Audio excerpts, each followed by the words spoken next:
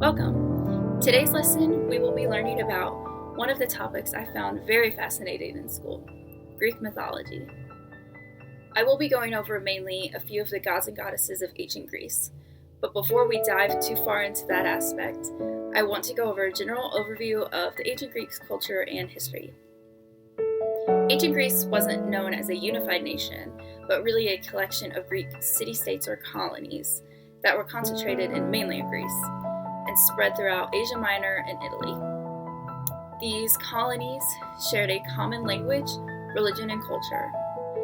And just like the Phoenicians, the Greeks were a sea-traveling and agriculturally based society. The recorded history of Greece begins around 800 BC, and this is where the stories of some of the most famous and important Greek city-states came about, like Sparta, Athens, Corinth, and Samos. The Persian War, which was the biggest division in Greek history, was a war in which a collection of city-states arose to defeat the invasion of a far larger and wealthier empire. The battles of the Persian War are some of the most inspirational in all of the history of warfare around the world. Through many stories and accounts of recorded history, the Greek culture is highly valued and very evident in our world today. So at this point in the lesson, I'll be giving a voiceover for the continuation, so I can give you guys some pictures and you can get some visuals on the fascinating culture of Greece and even see some pictures of the gods and goddesses. So for starters, you may be asking, what exactly is mythology? Greek mythology is the collection of stories written about the gods, goddesses, and heroes of ancient Greece. These stories were created to try and explain to the people how the world was designed and came to be. These myths were passed down generations in forms of art or even through literature. The gods and goddesses actually represented aspects of the natural world, as well as characteristics of human nature. The first goddess we are going to begin with is Aphrodite.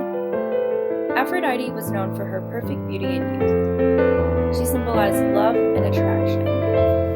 After being unwillingly married, Aphrodite was adorned with a magical gift that made her adored to all men. Her symbols are the dolphin, dove, swan, pomegranate, which is a marriage symbol, and a lime tree. Next is Hera. Hera was queen of all Olympus. Olympus was the place that the gods and goddesses dwelled, except for Hades, who ruled the underworld. Hera was the goddess of marriage and birth. Married to Zeus, the most powerful Greek god, they had several children, but she did not love Zeus, and rather envied him. She was jealous of his other lovers and punished them often. Her symbols were the peacock, standing for pride, a cow, and a crow. She was represented as majestic and solemn.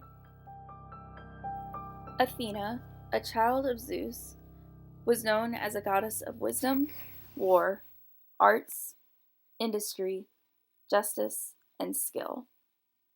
Often the Greeks believed she granted them gifts of victory in war through the olive tree, which brought food, wood, and oil.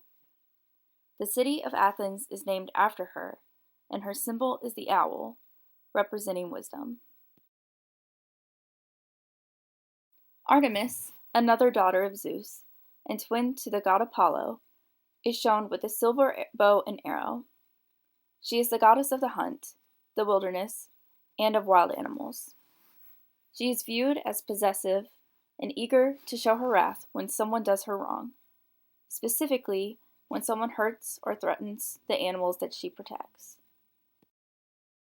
As for the gods of the Greek mythology, the most powerful god of all was Zeus. Overthrowing his father and his brothers, Zeus is the ruler of Olympus, as well as lord over sky and of rain. His weapon was a thunderbolt, and he was married to the goddess Hera. He was regarded to the Greeks as god of all natural marvels of the sky, the laws of nature, and the father of gods and of man. Zeus made sure that the other gods did their duties and did them right. He was their friend, but also their master. As a father to mankind, he took interest in mortals and was tender. He rewarded those who did good and punished those who were cruel.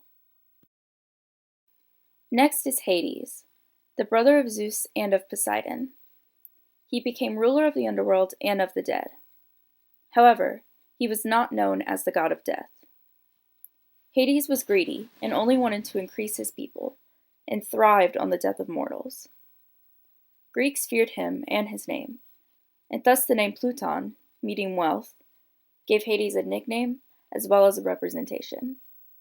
His weapons included a pitchfork and a helmet of invisibility. Poseidon, the god of the sea, was brother to Zeus and Hades. Sailors and fishermen worshipped and adored Poseidon. His weapon was a trident, and with it he could cause earthquakes. He was second to Zeus in strength and power. The Greeks believed him to have a stern, conflicting personality. He was greedy and fought with the other gods often because he would fight for power in their own cities. Hermes was known as the god of trade and business, and was son to Zeus. He was smart, witty, and cunning, and could move between the mortal world and the world of the gods. So for this reason, he was regarded as the messenger. He protected travelers, thieves, and athletes. He found amusement in tricking his fellow gods, but sometimes he did that to protect the humans. He was also known as the guide of the souls of the dead to the underworld and their afterlife. Lastly, we have the god Apollo, son of Zeus, twin brother to goddess Artemis. He was the god of music, and also known as an archer, as the god of healing, the god of light, and god of truth. He is known for his 4-horse chariot that he used daily to move the sun across the sky. Not only could he bring healing and medicine, but he could also bring about disease and plague with his arrows. He is symbolized with a laurel tree and a dolphin. I only went through a few of the many numbers of gods and goddesses in the ancient Greek culture. Although these myths aren't as accepted or believed today, their stories are still wildly popular and used for entertainment and enjoyment in media, movies, and literature in society.